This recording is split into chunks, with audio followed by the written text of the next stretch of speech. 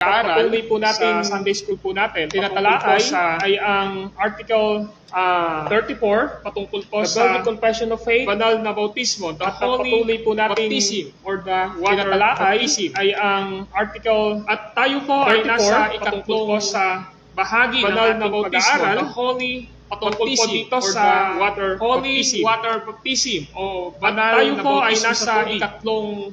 At ngayon ay ating pag-aaral tingnan patungkol po dito sa pinakamahalaga Holy Water Baptism ng banal na kasulatan na bautismo ay ang patungkol sa. At ngayon ay nais nating tingnan ang isa sa pinakamahalaga signs na tinuturo ng banal na kasulatan in the believers patungkol sa parents. Tinatawag at nais kong sipiin o i-quote as a sinasabi of God's covenant Artikulo 34 regarding po dito sa ating paksang ito. At nais kong ganito sipiin o i-quote sinasabi ng Artikulo 34 regarding po dito sa ating paksang ito. Ganito ang sabi. At ganito, kaya nga, aming kinabuhian ang kamalian ng mga anak ng baptist paragraph na hindi mga nasisiyahan sa minsang bautismo. Kaya nga na kanilang aming kinamumuhian at kinakalaban pa ng mga bautismo sa mga sanggol na hindi mga nasisiyahan sa minsang bautismo na sa amin lang tinanggap ay dapat bautismohan ang pagbabautismo sa mga sanggol ng tipan. So, ng mga dito, anak ng mananampalataya. Believers na sa aming paniniwala dito ay dapat bautismohan at matatakan ng tipan ng Diyos. So, take note po sa dito, mga believers, magulang, ang tawag ng mananampalataya, at ang covenant dito ay ang magiging o tipan ng Diyos, supling nila o yung mga magiging anak nila, magulang, na kailangang bigyan ng palataya at ang tipan dito ay ang magiging ng ating Panginoong Diyos. At yon, supling nila o yung mga magiging anak nila sa lumang tipan at bagong tipan. Bigyan ng tanda ang ating pagpapatuloy ng ating Panginoong Diyos. At yon, kinakalaban pa ang pagbabautismo sa mga sanggol sa lumang tipan at bagong tipan. So ganito sa aming paniniwala ay dapat bautismohan at matatakan ng tanda. At kinakalaban pa ang pagbabautismo sa mga sanggol ng mga mananampalataya noong una na sa aming paniniwala ay dapat bautismohan at matatakan na ibinigay sa amin ng tipan. Mga anak, kung paano ang mga sanggol sa Israel noong una sa Old Testament ay circumcision sa katulad ng mga pangako na ibinigay sa amin ng tipan ng Diyos. So tinasabi niya rito ang tanda ng tipan ng Diyos ay ito. Sa Old Testament ay circumcision as a signs o tanda ng tipan ng Diyos.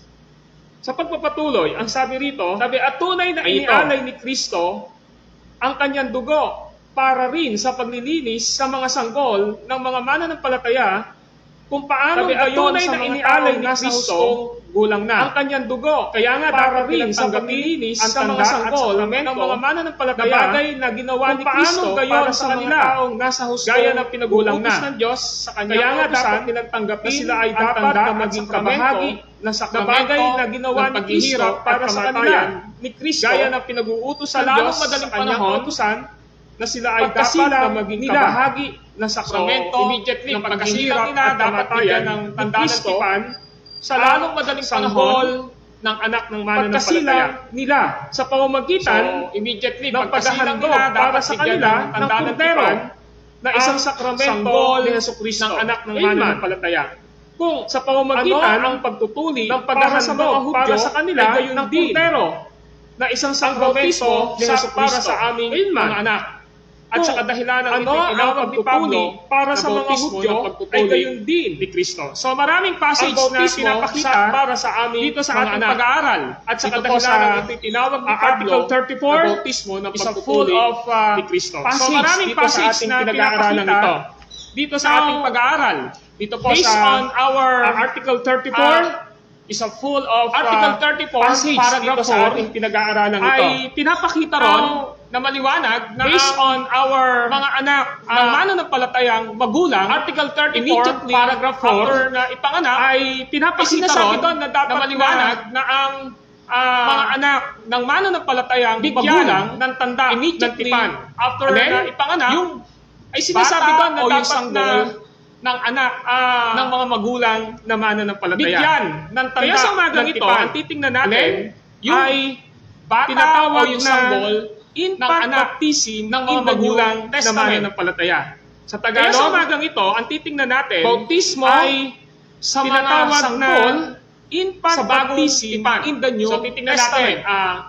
Sa Tagalog, ito ay very bautismo sa mga sanggol, hindi masyadong tipan. So titingnan natin na bigyan ng diin, itong paksang ito ay very debatable. Pilipinas ang hindi masyadong na infant baptism na bigyan ng diin na ngayon na namamayagpag ang tinatawag na believers baptism. Pilipinas ang alam natin na ang salitang infant baptism, lalo na ngayon na ating pag-aaral ay tinatawag ito sa believers baptism. Naniniwala, alam natin na ang salitang hindi dapat believers baptism sa tubig. Sa ating pag-aaral ay tumutukoy ito sa mga batang ito ay naniniwala wala pa silang mga bata ay hindi dapat o bautismuhan. Unang sa alaman sa mga bagay pagkat sinasabi nila na ang mga batang ito ay kung kaya't ang naging practice ay tinatawag na dedication o paghahandog sa mga bagay patungkol. There are problems for me dito sa mga bagay na ito. Ang naging practice kung ang nagiging tinatawag na dedication o paghahandog dahil daw yung bata ay there are problems for me dito sa mga bagay na ito. O unang kung ang nagiging kaalaman sa ginagawa sa kanya dahil daw yung bata sa bautismo ang tanong din naman sa paghahandog o yung tinatawag na dedication sa ginagawa sa kanya, may alam din ba yung batang ang tanong din naman ba yung bata? Of course, wala natin alam o yung tinatawag na kahit na dedication sa dedication o paghahandog sa bata, alam din ba yung batang? Or dalihin natin sa tinatawag na infant baptism. Of course, wala nating alam, di ba? Parehas kung wala na sabihin mo ang bata sa dedication o paghahandog sa bata. Wala siyang preconceived or dalihin natin sa tinatawag na infant baptism. Wala siyang parehas kung walang kaalaman. Alam ang bata ano ba yung ginagawa sa kanya. Wala siyang preconceived. His or her parents, dahil bata pa siya, gawa ng kanyang mga magulang, paunang kaalaman. Ano yung pagkakaiba? Ano ba yung ginagawa sa kanya? Sabi ng dedication, nagde-dedicate, yung dedicate his or her parents, inihahandog yung bata, gawa ng kanyang mga magulang. Pero this is the ano yung pagkakaiba? His or her parents. Sabi ng dedication, nagde-dedicate, in the same way, ay inihahandog yung bata para sa Panginoon. Pero this is the act of her parents. Kilos ito ng kanilang magulang. In the same way, pero sa pinaka-infant baptism, dapat nating tingnan dito, ano yung kahulugan?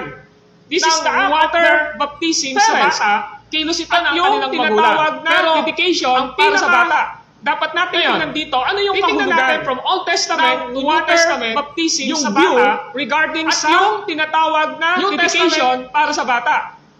Ngayon, infant baptism, tingnan natin from Old Testament to New Testament yung view regarding sa inyo in Old Testament, New Testament, the sign of God's covenant, o yung tanda ng tipan ng Diyos, at sa Old Testament, pagtutuli, pinapauna ko na sa inyo, in Old Testament, na nakipagtipan siya, the sign of God's covenant, sa mga Israelita, o yung tanda ng tipan ng Diyos, kahit na yung mga bata, pagtutuli, ay hindi pa na-sign ng Diyos na nakipagtipan siya, 8 days sa mga Israelita, ng birth ng bata ay dapat siyang circumcised ay hindi pa as a signs of God's covenant sanggol. Sa buong pamilya, especially in Abraham, birth ng bata ay dapat siyang circumcised. As a signs of God's circumcision sa buong pamilya, especially in Abraham. And that is included, pagdating ng New Testament, baptism, pinalitan ang circumcision ng mga mananampalataya at sa mga bata. Ang baptism, gusto kong paunawa sa inyo, once again, to the family baptism sa pamilya, testament, ng mga mananampalataya at sa mga bata. Now, gusto ko sabi ko sa inyo kanina, sa inyo, once again, our topic is baptism in the New Testament.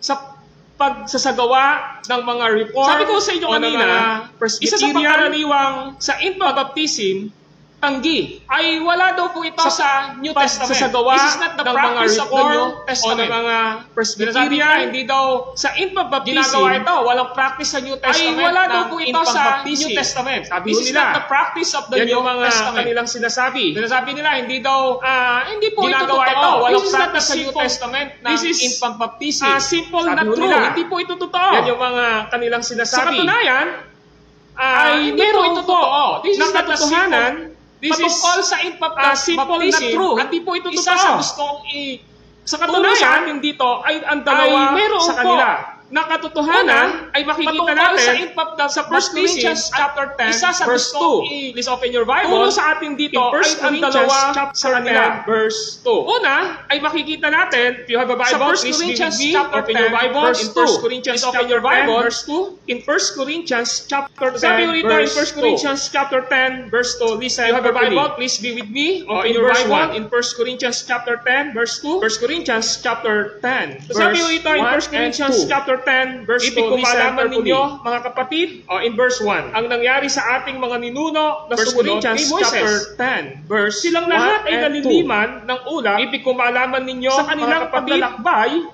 ang nangyari sa ating mga ninuno na sumunod kay Moises. Sa gayon, silang lahat ay naliliman silang lahat sa ulap at sa dagat paglalakbay bilang tagasunod ni Moises na pula. Now listen to Apostle Paul. Na-inspire nabautismo silang lahat when he was sa ulap at sa dagat in the book of Corinthians bilang tagasunod sabi niya ni Moises. Silang lahat ay naliliman ng ulap na-inspired sa kanilang when he was written, and this is the story of Corinthians. The Israelites, sabi niya, when they were silang lahat ay naliliman to the Red Sea, going to sa kanilang paglalakbay. The promised land. And this is the story of mapapansin po natin ito. When they were naglalakbay sila by to the Red Sea, ay naliliman sa ulap sa kanilang paglalakbay at tumawid sa dagat na pula. And now listen, in verse 2, naglalakbay sila yon, silang lahat ay naliliman silang lahat sa ulap sa kanilang paglalakbay bilang tagasunod at tumawid sa dagat na pula. And now listen, in verse 2, sabi gayon, nabautismohan silang lahat sa ulap at sa dagat bilang tagasunod ni Moises. There are hints in verse 2. Sabi ganun, nabautismohan silang lahat. Nabautismohan silang lahat sa ulap at sa dagat. Nakikita nyo in verse 2, sabi ganun ni Moises. Sa gayon, nabautismohan silang lahat. In one. Now listen, sa ulap at sa dagat, and we're all baptized unto Moises in the cloud. I want to interpret this passage natin tinitingnan. So listen. Now listen. The passage ang sabi ganon, of the Israelites, all baptized unto Moises in the cloud is described as a baptism. So listen, sabi ni Paul, yung paglalakbay through the Red Sea ng mga Israelita is described as a baptism. Sa dagat na pula, napansin niyo, sabi ni Paul doon, sabi ni Paul, ito ay yung tinatawag na at pagtawid ng mga Israelita. Yun. Ang sabi ron, sa dagat na pula, it is described as ito ay tinatawag na baptism bautismo. In the clouds and in the Red Sea, when they were described by as a baptism. Dito sa Red Sea ito, going baptism to in the promised land. In the clouds so dito makikita natin the Red Sea, when they were passed by. Sinabi po, dito sa Red Sea ito, going to fall, kasi lang the promised land. So dito makikita natin, 1 Corinthians chapter 10 verse 1 and 2 po tayo. Ang sinabi po, na sinabi doon, ni Apostle Paul, na silang lahat, Corinthians 10, para po sa mga Corinthians 2, sa gayon, chapter 10 verse 1 and 2 po tayo, lahat, na sinabi doon, silang lahat, nabautismohan, ng 1 Corinthians 10, 1 Corinthians 10 2, sa gayon, nabautismohan silang lahat, and the context is nabautismohan. The whole nation of Israel baptized under the leadership of Moises. Naintindihan nyo? Nabautismohan silang lahat sila sa Red Sea. And the context is may mga the whole nation of Israel under the leadership of Moises. May mga baby, may mga hayop, dumaan sila sa Red Sea. May mga adults. Kaya pinapakita rito, may mga bata. In the Old Testament, may mga baby, may mga hayop, lahat sila dumaan sa Red Sea. Particular, para rito sa mga adults. In the Old Testament, this is the family, the term baptism, and this is included itong mga particular baby o sa mga adults without knowing what happened. This is the family baptism, and this is included ng Exodus chapter 10 verse 9. Baby o mga bata without knowing what happened sa kanila.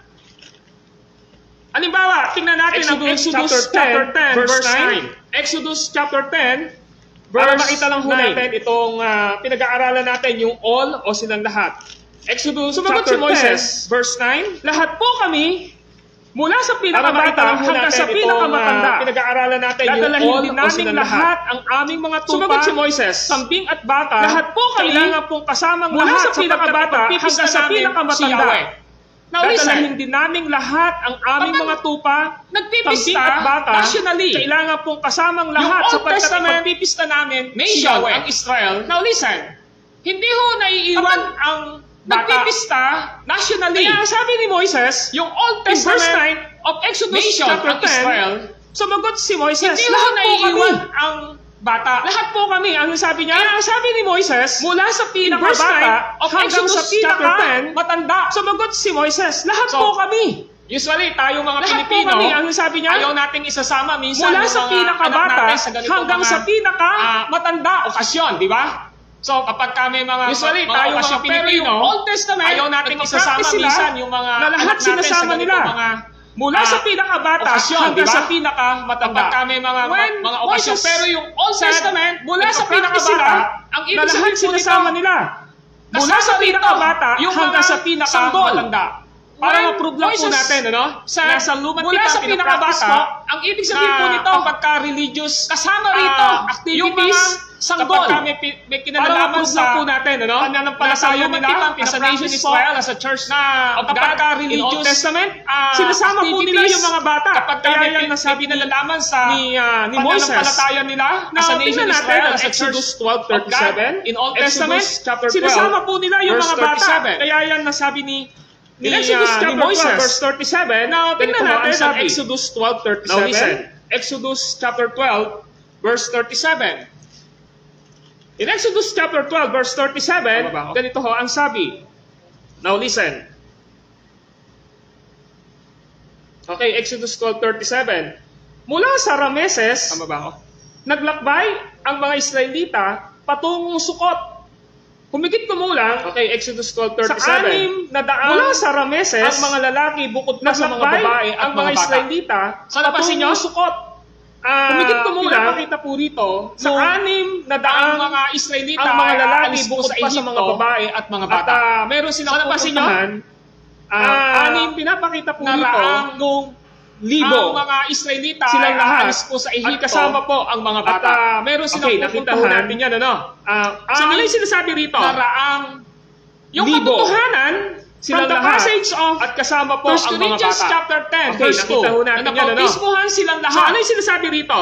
And then, yung katotohanan na from the passage of 1 Corinthians chapter 10, verse 2. Na napautismuhan silang lahat ng bata.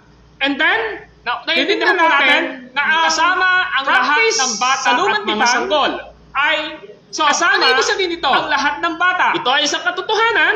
Naiintindihan po natin na mahirap po kasama ang lahat ng bata at mga sanggol. Na ang mga bata, so ano ibig sabihin nito sa Israel? Ito ay isang katotohanan sa panahon nila na mahirap pong tanggihan. Hindi sinasama ang mga bata. Kasi imagine, for more than 2 million Israel went out to Egypt. Sa panahon nila, 2 million pong mahigit. Hindi sinasama ang mga bata. Yan ay makikita natin sa Exodus 12, 2 million Israelites went out to Egypt. Now listen, binasa natin kanina dito. 2 million pong mahigit. Mula sa 2 million. Mula sa Rameses, yan ay makikita natin sa Exodus 12, verses 37 to 38. Now listen, binasa natin kanina dito, ang mga lalaki bukod pa sa mga babae at mga bata, naglakbay ang mga Israelita patungong Sukot ang sumama sa kanila. Marami rin silang dalang tupa, kambing at libo ang mga lalaki bukod pa sa mga babae at mga bata.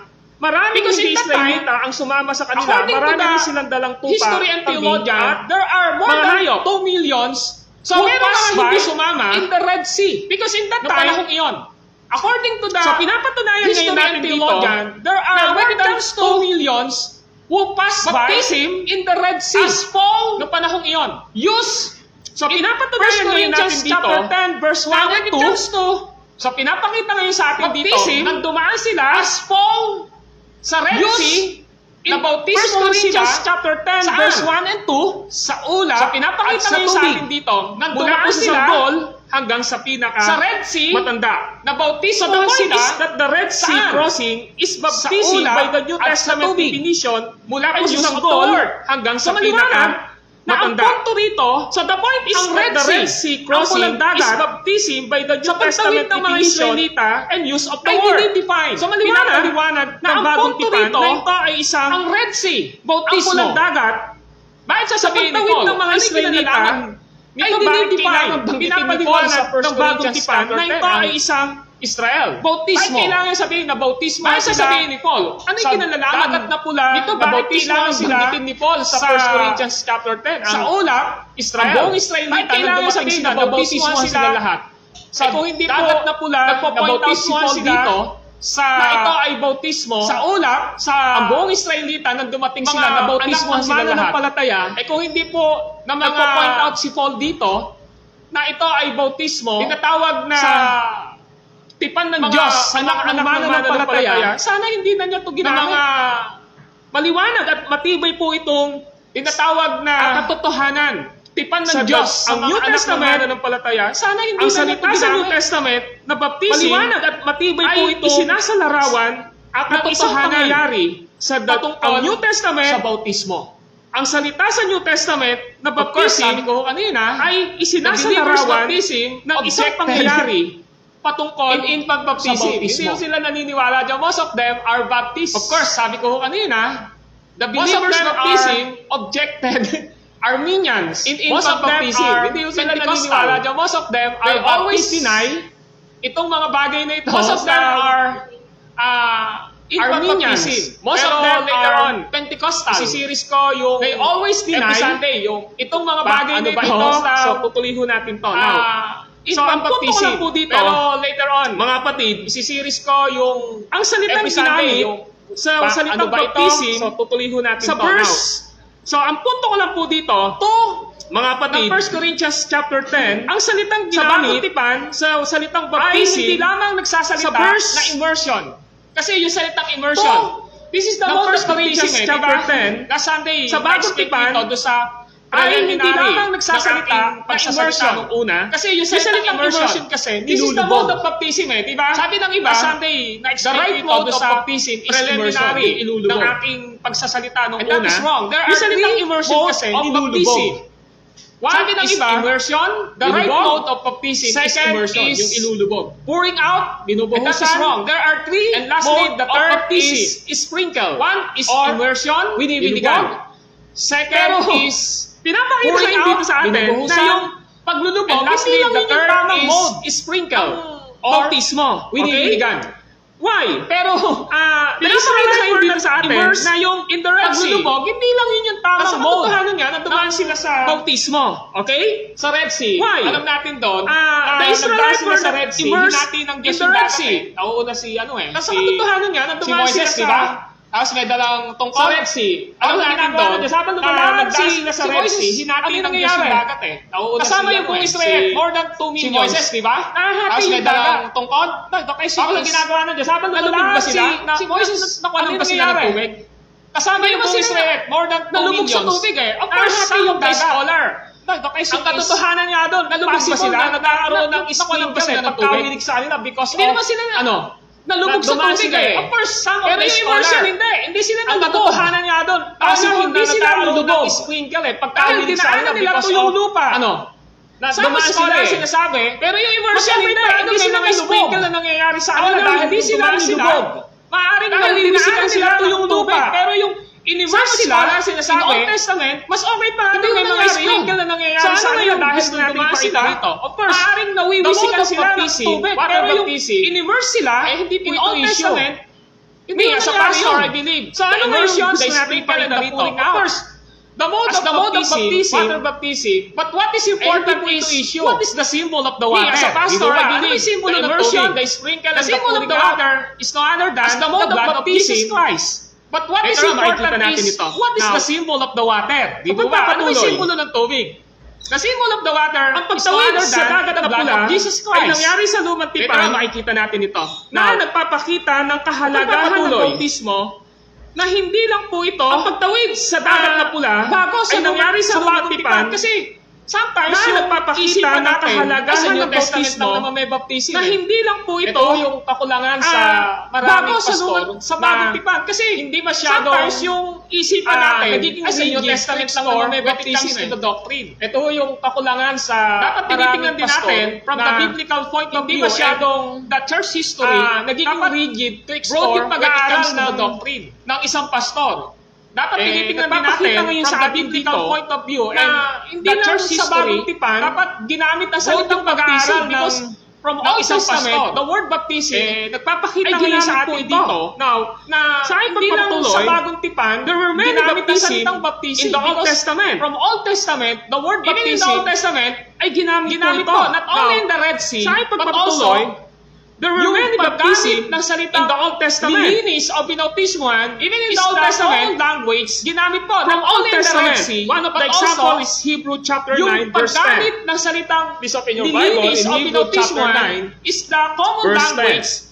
from Old Mahalaga po Testament. ito para One of the examples is ma-enlighten Hebrew kayo chapter 9 verse sa 10. Ano ba yung ginawa Please sa open inyo your Bible in in Hebrew chapter 9? yung Verse magpapabautismo 10. para mas maintindihan niyo po Mahalaga po itong ito para mapaka-enlighten kayo pag-aaral po sa natin ito. ano ba yung ginawa sa inyo, Hebrew bakit chapter kayo 9 verse 10.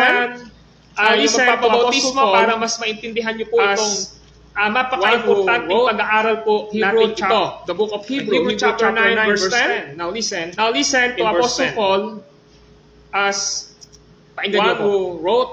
Ang ginagawa Hebrew nilang the ito'y book of Hebrew chapter 9 nauukol verse 10. lamang sa Now listen pagkain at in inumin verse 10. at sa iba't ibang uri ng Pakinggan niyo po. paglilinis. Ang ginagawa Now, take nilang note, ito'y yung word na paglilinis, nauukol lamang ano sa sa English yung pagkain at paglilinis? inumin at sa iba't ibang uri ng Washing or paglilinis. cleansing, di po ba? Now take note, Washing. yung word na Sa ibang paglilinis. translation, mamaya Ano sa makikita English natin yung ito, no? paglilinis? Tingnan ko muna itong verse 10 na ito. Ang sabi, Washing paglilinis or cleansing, mga di po ba? alintuntuning panglabas Washing. na Sa umiiral ibang translation, mamaya hanggang di makikita natin ito, binabago no? ng Diyos Tingnan ko muna ang itong lahat verse ng bagay. 10 na ito. Ang sabi, Now, paglilinis. sabi ho ng Hebrew 9:10, mga basahin ko lang ho sa alintuntuning English, panglabas na which umiiral stood hanggat only di in binabago meat and ng drinks Diyos ang lahat and ng bagay. diverse washing. Now, sabi Now, ho take ng note, the word Hebrew washing, 9:10, basahin ko lang ho paglilinis sa English. and carnal Which stood ordinances only imposed in meat and drinks on and them diverse until washing. the time Now, take of note the word reformation. washing, paglilinis. Now, listen. And carnal The word ordinances washing o imposed paglilinis is actually the on word them baptism. until Kapag ka po the time pinag-aralan of natin ang reformation. salitang baptism, this is the washing Now, listen. away of our sin. The word washing Tama po ba? o paglilinis is This is the actually washing the away word of our baptism. sin. Just remember, Kapag ka po pinag-aralan si natin ang Apostle salitang John, baptism, this is the washing away sinulat of niya, our sin. nung nakita Tama po ba? nakita ni John the Baptist This is the Christ, washing ano sabi away of niya? our sin. Narito Just ang remember, kordero ng Diyos. Si Apostle sabi? John, na naglilinis, Sinulat niya, o nag-aalis nung ng nakita kasalanan ni ng John the Baptist sanlibutan. Christ, And ano who sabi he is? niya? Jesus Narito ang Christ. kordero ng Diyos. John Ano the sabi? Baptist pointed Na out naglilinis, who is o Jesus. nag-aalis ng kasalanan At ng sabi ni sanlibutan. John And the who he Baptist, is? Narito ang Jesus Christ. kordero. And that is John the referring to Baptist Jesus pointed Christ. out, narito ang Who is kordero. Jesus? At ang When sabi we ni say John the kordero, Baptist, narito lamb. ang Kaya kordero. alam po natin, And pang-alay. that is referring to Tama Jesus po ba? Christ. Na Narito ginagawa sa ang lumang tipan kordero, na ang mga when we lamb. say ang mga sheep Kordero, ay inaalay, alam para po sa natin pagsasubstitute o Tama po ba? panghalili na sa ginagawa sa kasalanan ginawa tipan ng isang nag-aalay ang mga lamb, doon sa templo. ang mga sheep Ay ay inaalay inaalay ng para sa pagsasubstitute is o panghalili ng blood sa sa kasalanan kasalanan ginawa upang ng isang malinis nag-aalay kasalanan temple. ng tao Na sa pamamagitan typology of ng Jesus Christ at saka yung sprinkle ng blood na iyon upang ng malinis mahusay ang na kasalanan kasalanan bahagi ng tao sa sa typology of Jesus Christ at saka yung susunog yung usok ng papunta sa Diyos na nag-aapis para ng mga mawala yung mahusay kasalanan na natin. parte ng So sabi bahagi ni John, isang lamb Di na yun Baptist, narito para ang kordero. maging samyo, In other words, yung usok papunta sa pang-alay. Diyos na nag-aapis para mawala Bakit yung daw? kasalanan natin. Narito ang So sabi kordero ni ng John, Diyos Di na Baptist, naglilinis. narito ang kordero. Nag-aalis In other ng words, kasalanan ng pang-alay. So yun ang Bakit ibig sabihin daw? po nun. Narito ang kordero ng Ngayon, Diyos na naglilinis, Nung binanggit po ito, nag-aalis nung ng binanggit po yung kasalanan salitang ng sanlibutan.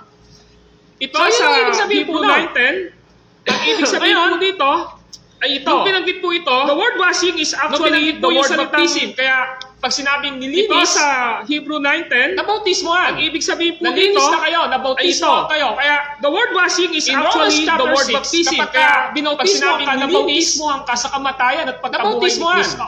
Nalinis That's na why kayo, the nabautismohan water kayo. Kaya is symbolized in Romans chapter by 6, the blood of kapag Jesus Christ. binautismohan ka, nabautismohan Not the ka sa amount of kamatayan at the water, pagkabuhay ni kahit na Kristo. po Sabihin That's why natin sa swimming the pool water ka, binautismohan, is symbolized by the blood of pinag-uusapan Jesus dito Christ. gaano ba karaming Not tubig the amount of the ang water, ibinuhos kahit na sa'yo. po Sabihin gaano natin ba sa karaming swimming pool tubig ka, ang binautismohan nilubugan mo? No. When Jesus Pinag-uusapan dito gaano ba was karaming tubig ang ibinuhos sa'yo. at the Gaano cross of ba Calvary, karaming how tubig many ang nilubugan mo? amount of blood Na when Jesus na tumikis mo was pero hindi naman, died di ba? Pero yung at the nasa cross right of side na Calvary, sabi, how ngayon din many sasama kita sa akin. amount of blood Paraiso. na So hindi ho tumikis mo. nangangahulugan gaano ba karaming tubig ang Pero hindi ginamit naman, sa di ba? bautismo. Pero yung nasa right side na sabi, ngayon din sasama kita sa akin ng tubig, paraiso. Sinisimbolo ng So hindi ho nangangahulugan gaano ba karaming tubig ang ginamit sa bautismo ng Panginoong Hesus. Kristo. Patakang ka lang ng tubig. Kaya maliwanag po dapat sa atin Hebrew chapter 9 verse patak 10. ng tubig na yun, So ng the word tubig na yun, washing is actually ay the word dugo baptism. ng ating Panginoong Hesus. At silang lahat Kristo ay tunay Kaya na maliwanag po bautismohan dapat sa bilang atin Hebrew ebidensya chapter 9 verse 10. mula So the word washing sa is bawat actually tipan the word baptism. na tumutukoy sa At silang salitang lahat bautismo. Ay tunay na Isa sa mga bautismo bilang na ebidensya dinidescribe ng verse 19 mula na ito sa bawat na ating tipan na ating pag-aaralan tumutukoy ngayon sa salitang sa bautismo. 10:19. So Isa sa mga bautismo na tingnan dinidescribe ng natin verse sinasabi 19 ng 9 na ito, na ating pag-aaralan Ano sabi ngayon ng 9:19 sa 10:19. So Ipinahayag 9:19. Tingnan ni natin Moises sinasabi sa ng mga tao ang 9:19. bawat tuntunin sa kautusan. Ano ang sabi ng 9:19? Pagkatapos kinuha niya ang dugo ng mga Ipinahayag baka at ng mga ni Moises kambing sa mga tao dugong may ang kahalong bawat tuntunin tubig sa kautusan. Nakita niyo? Pagkatapos Isinawsaw kinuha niya niya rito ang ang dugo pulang ng lana mga baka at sanga ng isupo at ng mga kambing. isopo, dugong At may binisikan kahalong ang aklat tubig ng kautusan. Nakita niyo? At Isinawsaw niya ang rito mga ang tao. pulang lana at Tingnan niyo sanga po, ng isupo. bakit binibisikan ng mga isopo, tao? At winisikan Ano ang ang pinawiwisik? aklat ng kautusan. Dugo At na ang hinaluan mga ng tao. tubig. Tingnan niyo bakit po. ito binibisikan? Bakit binibisikan ng mga tao? Yon ang sinasabi Ano sa ang verse pinawiwisik? 10. Paglilinis na hinaluan ng tubig. Pero ang sinisimbolo bakit ito ng dugo binibisikan? at ng tubig Yon ang sinasabi verse sa verse 10. 19, paglilinis ay wala pong iba kundi pero ang sinisimbolo ng dugo Panginoong Hesus at ng tubig in So yun verse po ibig sabihin doon. 19 ay wala pong iba mahirap po na kundi i-reject itong ang ating pinag-aaralan Panginoong natin Hesus ito. Kristo. Okay? Now, So yun po ibig as sabihin doon. we proceed, mahirap po na i-reject lumang itong tipan at ang bagong tipan pinag-aaralan natin ito. Okay? Ay sumisimbolo Now, as nang we proceed, eksaktong ang lumang Parehas tipan na at ang bagong bagay tipan na ay sumisimbolo dugo at tubig ay nagsasabing naglilinis at nag-aalis parehas na bagay ng kasalanan ng tao. Sa katunayan, the washing away away of of sin tubig by the blood ay and nagsasabing the Spirit of Jesus naglilinis Christ at nag-aalis sa ng isang kasalanan binabautismuhan ng tao. sa katunayan, the washing away of sin na by the bago siya blood and the mabaptize Spirit of Jesus Christ. ay naligtas siya So, ang isang if you are binabautismuhan, adults, dapat alam mo dapat na maliwanag you sa kanya are cleansed by the na blood bago siya mabaptize of Jesus Christ. ay naligtas siya. ikaw ay If you are mananampalataya at adults, may anak ka, dapat alam mo na na santol, you are and this cleansed is by the blood another topic of na Jesus Christ. Sa susunod na ito ay tipan At kung ng Diyos. Ikaw ay mananampalataya Halimbawa, at may anak ka in Hebrew, na santol, Chapter and this 9 is verse 13. another Going to topic Hebrew na 9:13 again. sa susunod na ito ay tipan ng Ang Diyos. sabi doon ay ito. Halimbawa, Ang dugo ng in mga Hebrew, kambing at mga toro, chapter 9 verse at ang 13, abo, going to Hebrew na dumalakad 9:13 again, Hebrew ay 9:13, iwiwisik sa mga ang tao sabi doon tinuturing ay na ito. murini. Ang Sa dugo gayon ng mga sila'y kambing magiging malinis at mga toro ayon sa at kautusan. ang abo Again, na malinis. dumalagang baka Washing. ay iwiwisik sa And mga that taong is tinuturing na exactly murini. Sa gayon, sila'y magiging malinis Baptism. ayon sa In what? kautusan. Again, malinis. Nalinis Washing. sila sa dugo ni Kristo. And that is Tingnan po exactly natin ang verse 14. Baptism. Ang sabi ng In what? 9:14. Ngunit na higit na dihama nalinis sila sa dugo ang magagawa ni Kristo. ng dugo ni Kristo. Tingnan Sa po natin pamagitan ng ang, walang hanggang espiritu verse 14, ay inalay sabi sa ng Diyos 9:14. ang kanyang sarili. Ngunit na nang wala higit na dihama kapintasan. ang magagawa So, ng yung dugo ni paglilinis, Kristo sa sinabi na ho pamagitan sa ng walang verse hanggang 14 espiritu na dugo ng ay ating inalay Panginoong sa Kristo. Diyos ang In kanyang verse sarili 22, nang wala ayon sa kautusan.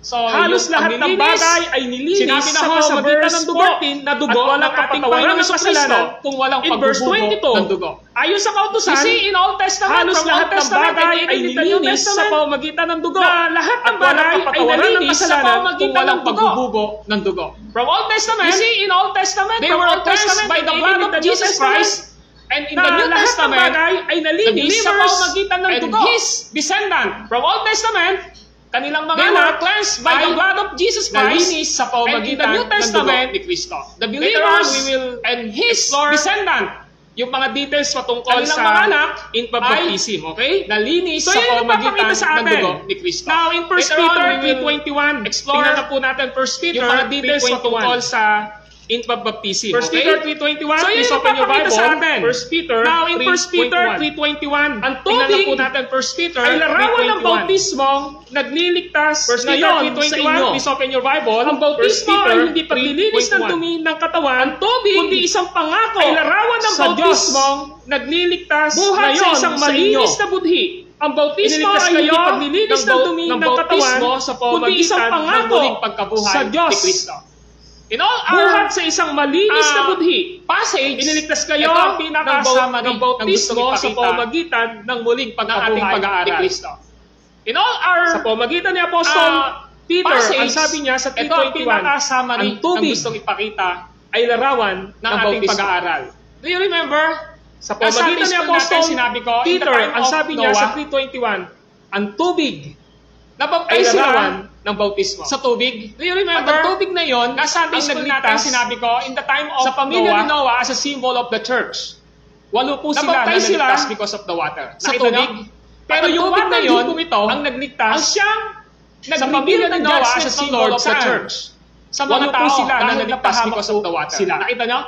Pero Because yung the water context din po of ito, ang 1 Peter siyang chapter 3 is talking nag-reveal about ng what judgment ng happened Lord saan? sa panahon ni Noah. Sa mga tao. At ang Dahil sabi ngayon napahamak dito po sa verse 21, sila. ang tubig ay larawan ng Because the bautismo context of na Peter nagliligtas chapter 3 ngayon talk about sa inyo. what happened Larawan lang po sa panahon ni Noah. Pag sinabing At ang larawan, sabi ngayon dito sa ibig verse sabihin 21, po, ang hindi yung tubig mismong ay larawan tubig ng ang bautismo nagliligtas. Meron siyang na nagliligtas symbolize, ngayon sa meron inyo. siyang Larawan lang po. naglililigtas. Nagpalitrato Pag sinabing ako. larawan, Namatay ibig na sabihin ako. po, hindi yung mismong Diba? tubig ang Pag nagliligtas. tinignan mo yung Meron siyang litrato ko, hindi ako yun. sinisimbolize. Meron Pero siyang ang naglililigtas. sinisimbolo Kunwari, nun, nagpalitrato ako yun, ako. di ba? Namatay ibig na sabihin? ako. Diba? Yan si ano eh. Pag tinignan mo yung Si litrato ko, Fernan yan eh, di ba? hindi ako yun. Maiisip nila si Pero Fernan. ang sinisimbolo nun, kaya ang sabi, ako yun, di ba? ang tubig ay Ano larawan ibig sabihin? ng bautismo. Yan si ano eh. Nagligtas ngayon Si sa Fernan inyo. yan eh, di ba? Ang bautismo Maiisip ay hindi nila si paglilinis Fernan. ng So, dumi ng simbolo. katawan. Kaya ang sabi, ang Ibig tubig sabihin, ay pag larawan binautismohan ng tayo, bautismo. hindi ho dahil Nagligtas nagpapabautismo ngayon ka sa inyo. magsuswimming, Ang malinis yung bautismo katawan mo, ay hindi ho. paglilinis ng O kaya dumi naman, ng katawan. ini-sprinkle lang ka, winibili Ibig ka sabihin, o pinupurot pag yung binautismohan bata, tayo, hindi ho yun yung hindi ho purpose, dahil bakit po nagpapabautismo tayo ka magsuswimming, may water malinis baptism. yung katawan mo, hindi ho. Either O kaya naman, ini-sprinkle lang ka, baptism winibili ka or o adult pinupurot baptism, yung bata, ang purpose hindi po ho nun, yun hindi yung ho purpose, para bakit linisin po yung tayo kanyang katawan. may water There are baptism, spiritual significance na Either binabanggit dito, in baptism na ito ay or isang adult larawan baptism, at tanda ang purpose ng po nun, dugo hindi ho para at linisin yung pagliligtas kanyang ng ating katawan. Panginoon. Kaya sabi niya, spiritual ay ito significance na pangako sa binabanggit Diyos dito, buhat sa isang na ito malinis ay isang na larawan budhi at tanda iniligtas kayo ng ng dugo bautismo at pagliligtas ibig ng sabihin, ating bautismo, Panginoon. ng Kaya sabi kamatayan niya at pagkabuhay ay ito ni Kristo pangako sa sa krus Diyos buhat sa isang na malinis na budhi. Ano sabi ron? Iniligtas Bautismo kayo sa ng pamamagitan bautismo ng muling ibig sabihin, pagkabuhay bautismo ni Kristo. ng kamatayan at Okay, so pagkabuhay ni ano Kristo ibig sa sabihin krus ngayon dito? na nagpapakita ngayon sa ating Ano pag-aaral sabi ron? mga kapatid Bautismo sa pamamagitan na ng nagpapatunay muling pagkabuhay na ni Kristo. in the perspective Okay, so of ano Old ibig sabihin Testament, ngayon dito? nagpapakita ngayon sa ating usapin pag-aaral mga ng water kapatid baptism or na in baptism, nagpapatunay, sinasabi na ngayon dito, in the na perspective pinatunayan of Old ng New Testament, Testament ni Apostle teaching Paul sa in 1 usapin Corinthians ng water 10:1 baptism and 2, or in baptism, pinakita sinasabi sa ngayon dito, 1 Peter na chapter pinatunayan 1, sorry, ng chapter New 3, Testament ni pinakita Apostle Paul in the book in of 1 Hebrews Corinthians 10:1 sa Roman and 5, pinakita sila ay kasama sa paglilinis sa pamamagitan ng pinakita in the book of Hebrew sa lumang tipan the sign lahat sila ay kasama sa paglilinis from Old Testament sa pamamagitan ng circumcision. Later on, pag-aaralan natin the sign. Ngayon, ano po God's significance nito? From Old Testament is talk about pinag-aaralan natin ito upang sa mga nakikita natin. Ngayon, ano po yung ano po ba ang significance nito? O sakramentong ibinigay ng ating Panginoong Diyos? Napapalakas tayo ito upang at ito ay isang aral na tinuturo sa atin ng ating Panginoong Diyos o sakramentong ibinigay ng ating Panginoong Diyos. Sundin. Napapalakas tayo ang mananampalataya sa aral na tinuturo sa atin sanggol ng ating Panginoong Diyos. Dapat hindi po siya dedication. Dapat ito ay kapag meron kang mananampalataya ka as a sign of God's sanggol do sa parents niya. Dapat hindi po siya dedication. Dapat ito ay sa church po natin na ito as a sign of God's covenant do sa parents dedication. We are practicing kaya pinag-aaralan po natin ito as a sign of God's covenant sa church po natin na ito. Hindi po tayo nagpa-practice ng dedication. We are practicing the infant baptism as a sign of God's covenant sa parents. Lalaman niyo susunod, yung infant baptism na ito, hindi po ito katulad ng baptize na bata. Binyag ng Katoliko. Infant baptism po tayo. Magkaiba po. Malalaman niyo susunod, yung infant baptism na ito, hindi po ito katulad. So ngayon, kung ikaw naman adults na, nabaptize ka, magkaiba po. Sana yung pananampalataya mo sa pag-aaral natin. So ngayon, buhay ni Kristo sa pamamagitan ng dugo, doon ka lang aasa, nabaptize ka.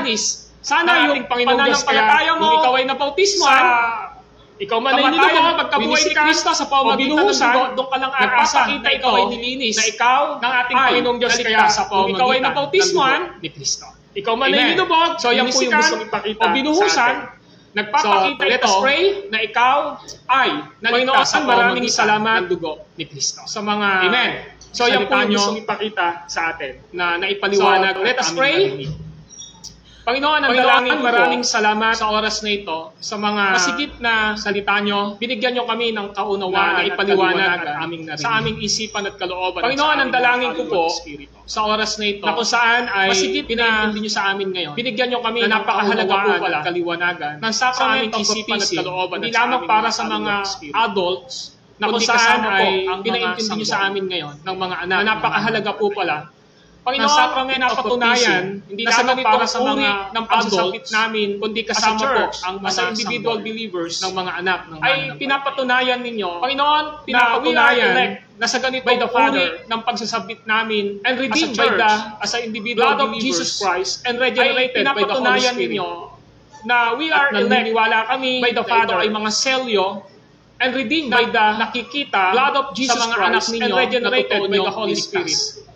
Kaya Lord, at naniniwala salamat na ito ay mga selyo na naranasan namin itong nakikita sa mga anak ninyo po namin ito sa aming mga puso at aming mga isipan. Kaya Lord, maraming salamat for the past years kapag naranasan namin itong kapag kami ay nawawalan na ng gana sa namin ito sa aming mga puso at aming mga isipan. Umupo o huminto na lagi namin naalalahanin sa paglilingkod at pananampalataya sa inyo. Kapag kami ay nawawalan na ng gana sa pananampalataya, sa kamatayan at pagkabuhay ni Kristo na tumikis ang kanyang dugo, patuloy namin sa paglilingkod at pananampalataya sa inyo. Tulungan niyo na nagbalik kami ay merong kamatayan at pagkabuhay ni Kristo na tumikis ang kanyang dugo sa krus ng Kalbaryo. At laging aalalahanin namin kay Kristo Jesus na mga nabautismo na siyang nire-represent at sinisimbolize tunay ng tubig na kaligtasan, na nabuhos at laging aasa na lubog kay Kristo Jesus sa amin na siyang nire-represent at sinisimbolize na lalo pa po kami magpatuloy na nabuhos sa paglilingkod sa inyo.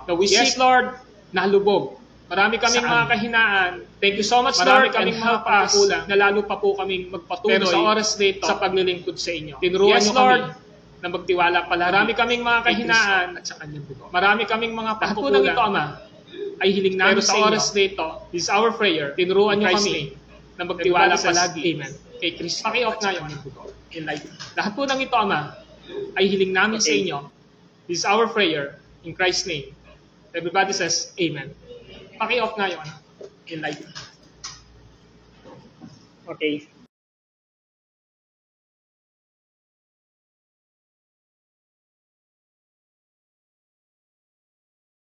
Hello guys, I'm Gabriel. She is Margaret. A beautiful Margaret and handsome Gagel. Okay, hello guys. Say hello guys. Marga, say hello, hello. Yan si Margaret. Diba? Napakaganda ni Margaret. Beautiful